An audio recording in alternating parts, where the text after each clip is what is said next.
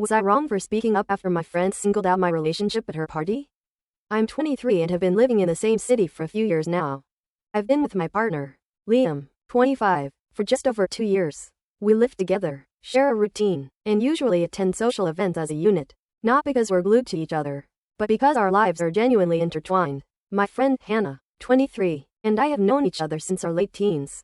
Back when we were classmates and bonded over complaining about school and dreaming about independence. We've had minor disagreements before, but nothing that ever hinted at what happened here. Hannah threw herself a big birthday party at a rented venue in the city. It was clearly planned to feel important. Printed seating charts, assigned tables, decorations everywhere. Around 35 people were invited. Weeks earlier, I RSVP'd for both me and Liam. When we arrived and checked the seating list, I felt my stomach drop.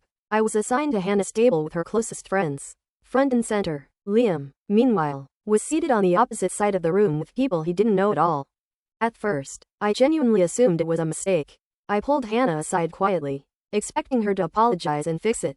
Instead, she told me it was intentional. She said she didn't want couples stuck together and wanted people to socialize more.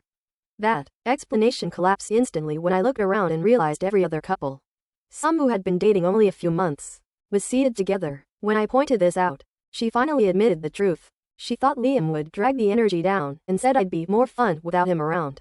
For context, Liam is quiet but kind, polite, and has never caused tension at any gathering. Once the dinner started, the awkwardness became impossible to ignore. Liam sat stiffly at his table, smiling too hard, clearly aware that he was the only person separated from their partner. He tried to joke about it when he caught my eye, but I could tell he was embarrassed and uncomfortable. It felt less like a seating choice and more like a public statement about how unwelcome he was.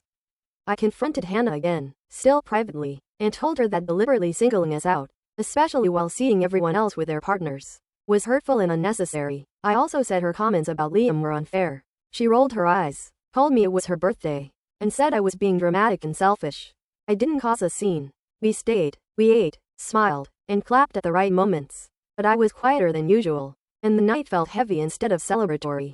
Since then, Hannah has been flooding my phone with messages accusing me of ruining her birthday, embarrassing her, and making everything about my relationship. Some mutual friends agree with her and say I should have kept my feelings to myself for the sake of the party. Others think what she did was intentional and cruel, and that I was right to say something. I didn't want to create drama, but I also didn't want to silently accept my partner being publicly excluded and judged. I'm still torn, and I keep replaying the night in my head, wondering if I crossed a line or if I simply refused to stay quiet when I should have.